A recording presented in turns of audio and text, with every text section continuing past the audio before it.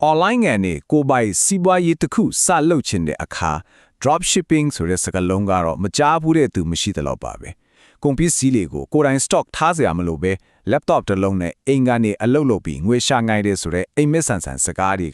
တော်တော်လေးကိုရည်ပန်းစားနေလာပေါ့ဒါပေမဲ့အဲ့ဒီ merlin ချက်တွေနဲ့တကယ်လက်တွေ့ဘဝကောဘလို့တောင်တူညီပါတယ်လေကဲဒီအကြောင်းအရာကိုအတူတူလေ့လာကြည့်ကြရအောင် online store တစ်ခုဖွင့်ပြီးဈေးရောင်းချင်တဲ့ဒါပေမဲ့ကုန်ပစ္စည်းတွေဝယ်ထားရတာကိုတောင်ငားရတာပတ်စတွေထန်ထုတ်ပြီးပို့ပေးရတာမျိုးတွေအဲ့လိုခေါင်းရှုပ်ရှာတွေမလုပ်ချင်ဘူးဆိုတဲ့အိမ်မက်မျိုးလူတိုင်းဒီမှာမှဖူးချမှာပါအဲ့ဒီ e-commerce အိမ်မက်ကိုအကောင့်ထဲပို့ပေးနိုင်တယ်လို့ပြောနေတဲ့နီလန်တစ်ခုတော့ရှိနေပါတယ် ဟုတ်ပါတယ်စစ်ကူးကြည့်လိုက်ပါကိုယ်ဆိုင်မှာရောင်းနေတဲ့ပစ္စည်းကိုကိုယ်တိုင်ထိတောင်မထိဘူးမြင်တော့မမြင်ဘူးပဲနဲ့စီးပွားရေးတစ်ခုလုံးကိုလဲပတ်နိုင်မယ်ဆိုရင်ကောဒါကပဲ drop shipping ရဲ့အဓိကအကြဆုံးနဲ့အကြီးမားဆုံးဆွဲဆောင်မှုဖြစ်နေတာပါဒီမှာရင်ပြထားတာကိုကြည့်လိုက်ရင်ခြားနာချက်ကတိတ်ကိုရှင်းပါတယ်တမာရွတ်ချက်လက်လိဆိုင်တစ်ဆိုင်ဖွဲ့မယ်ဆိုရင်ရင်းနှီးငွေအများကြီးကုံလောင်ယုံဝန်ထမ်းတွေစားတဲ့ဝန်ထုတ်ဝန်ပို့တွေအများကြီးရှိနေချိန်မှာ drop shipping ကတော့အဲ့ဒီအရာအားလုံးကိုကြော့ဖြတ်သွားနိုင်ပုံပါပဲ laptop တစ်လုံးထားရှိမယ်ဆိုရင်ကဘာပဲနေရာကမဆိုကိုစီးပွားရေးကိုလုပ်လို့ရတယ်လို့ဆိုလိုနေတာပေါ့ကဲဒါဆို drop shipping ဆိုတာတကယ်တော့ပါလဲရှင်းရှင်းလေးပြောရင်ကိုကကြားလို့တောင်းလို့ပါပဲဝယ်သူကကိုယ့်ရဲ့ online store ကနေပစ္စည်းတစ်ခုမှားလိုက်တယ်ကိုကအဲ့ဒီအမှားစာကိုယူပြီးကုန်ပစ္စည်းဖေးသွင်းသူ supplier လို့ခေါ်တဲ့ company ဒါမှမဟုတ်ကုန်လောင်ယုံကြီးတွေကိုပြန်မှားလိုက်တယ်အဲ့ဒီခါမှာ supplier ကဝယ်သူစီကိုပစ္စည်းတိုက်ရိုက်ပို့ပေးလိုက်ရော့ဆိုတော့ကိုကပစ္စည်းကိုကိုက်ကြည့်ဖို့မပြောနဲ့မြင်တော့မြင်လိုက်ရမှာမဟုတ်ပါဘူးဟုတ်ပြီပြောရတာတော့လွယ်တယ်လို့မယ်နော်ဒါဆိုလက်တွေ့မှာရောငွေအဝင်းအထွက်နဲ့ပစ္စည်းစီးဆင်းမှုကဘယ်လိုပုံစံနဲ့အလုပ်လုပ်တယ်လဲဆိုတာကိုဥပမာတစ်ခုနဲ့အသေးစိတ်ကြည့်လိုက်ကြအောင်ကဲဒီဥပမာလေးကိုကြည့်လိုက်ပါဝယ်သူကကိုယ်ဆိုင်ကနေကစ်တတစ်လုံးကိုဒေါ်လာ350နဲ့ဝယ်လိုက်တယ်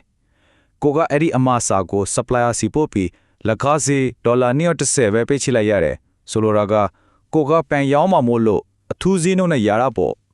အဲ့ဒီနောက်မှာ supplier ကပစ္စည်းကိုဝယ်သူစီတိုက်ရိုက်ပို့ပေးလိုက်တာနဲ့ကိုကကြားတဲ့ကနေအလုရှုပ်ခံစရာမလိုပဲအသားတအမြတ်ဒေါ်လာ90ရသွားနေတော်တော်လေးကိုရိုးရှင်းတဲ့လုပ်ငန်းစဉ်လို့ပြောလို့ရပါတယ်အခုလိုလွယ်ကူရိုးရှင်းတဲ့လုပ်ငန်းပုံစံကြောင့်ပဲလူတော်များများဒီစီးပွားရေးကိုပါလို့ဒီလောက်တောင်စိတ်ဝင်စားနေကြတယ်ဆိုတာကိုသူ့ရဲ့အားသာချက်တိကိုကြည့်လိုက်ရင်ပို့ပြီးတော့ရှင်းသွားပါလိမ့်မယ်ဒီမှာကြည့်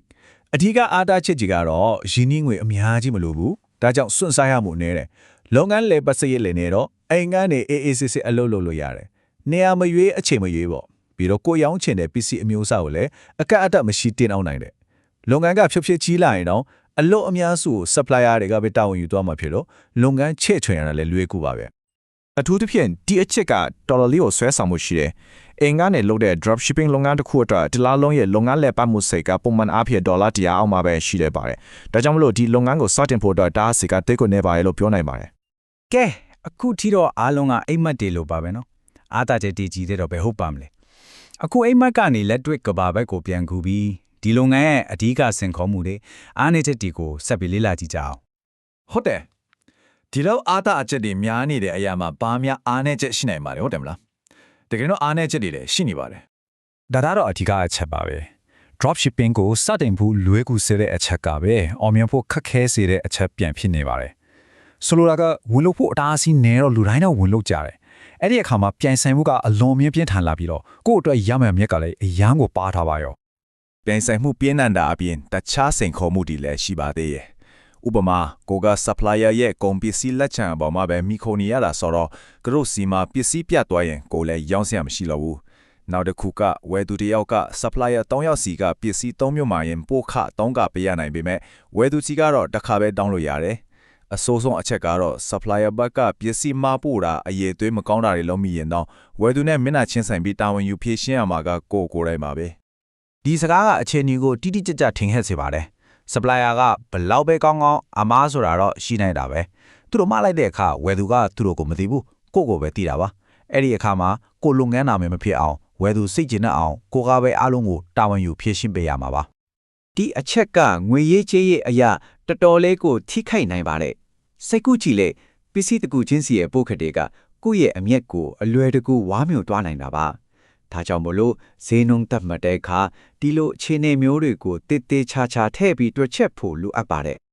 ကဲအခုဆိုရင်အားသားချက်တွေရောအားနည်းချက်တွေကိုပါသိပါပြီဆိုတော့ဒီ drop shipping ဆိုတဲ့လုပ်ငန်းပုံစံကကိုယ့်အတွက်တကယ်ပဲအဆင်ပြေနိုင်မလားဆိုတော့ကိုခြုံငုံပြီးတုံးသက်ကြည့်ကြအောင် ဒီစရာလေးကအရာအားလုံးကိုရှင်းရှင်းလင်းလင်းစားမှန်စူးစမ်းမှလုပ်ပြထားပါတယ် drop shipping ကကုန်ကျစရိတ်နည်းပြီးစီမံခန့်ခွဲရတာရိုးရှင်းပေးမဲ့အမြင့်နည်းတယ်။တမယုတ်ကျ e-commerce ကတော့အစအအရာကုန်ကျစရိတ်များပြီးရှုပ်ထွေးနိုင်ပေမဲ့အမြင့်ပိုများများရနေတယ်။ဆိုတော့ဒါကကိုဘလို့အပေးယူမျိုးကိုလက်ခံနိုင်မလဲဆိုတဲ့ပုံမှာပဲမူတည်နေပါတယ် ဒီလိုပြိုင်ဆိုင်မှုရများတဲ့ဈေးကွက်ထဲမှာအောင်မြင်ခြင်းနဲ့ဆိုရင်တော့ချက်ကဈေးအသားသားဆုံးထူဖို့ပြန်ရောက်နေရမျိုးမဟုတ်ပါဘူးအဓိကကိုယ်ဆိုင်ကိုတိုင်ဖို့အရှိဆုံးထျောင်လုပ်ထိုးပါပဲဥပမာကိုယ့်ရဲ့ကျွမ်းကျင်မှုနဲ့ဝယ်သူတွေကိုအကြံကောင်းတွေပေးတာကွန်မစီအကြောင်းအသေးစိတ်လမ်းညွှန်တွေရေးပေးတာဝန်ဆောင်မှုကောင်းကောင်းပေးတာတွေကကိုယ့်ကိုတခြားပြိုင်ဘက်တွေထပ်ထူခြားပြီးအောင်မြင်စေမှာပါနောက်ဆုံးအနေနဲ့ကိုပြန်မေးကြည့်ရမယ့်မေးခွန်းတစ်ခုရှိပါတယ်ကိုကသူများ PC ကိုကြားကနေနေရာရွှေ့ပြီးရောင်းပေးနေတဲ့သူတယောက်ဖြစ်ပဲရက်တီချင်တာလားဒါမှမဟုတ်လူတွေတကယ်ယုံကြည်အားကိုးရတဲ့ကိုပိုင် brand တစ်ခုကိုတိစောက်ချင်တာလားအဲ့ဒီအဖြစ်ပေါ်မူတည်ပြီးတော့ drop shipping ဆိုတာကိုယ့်အတွက်မှန်ကန်တဲ့လမ်းကြောင်းဟုတ်မဟုတ်ဆုံးဖြတ်နိုင်မှာဖြစ်ပါတယ်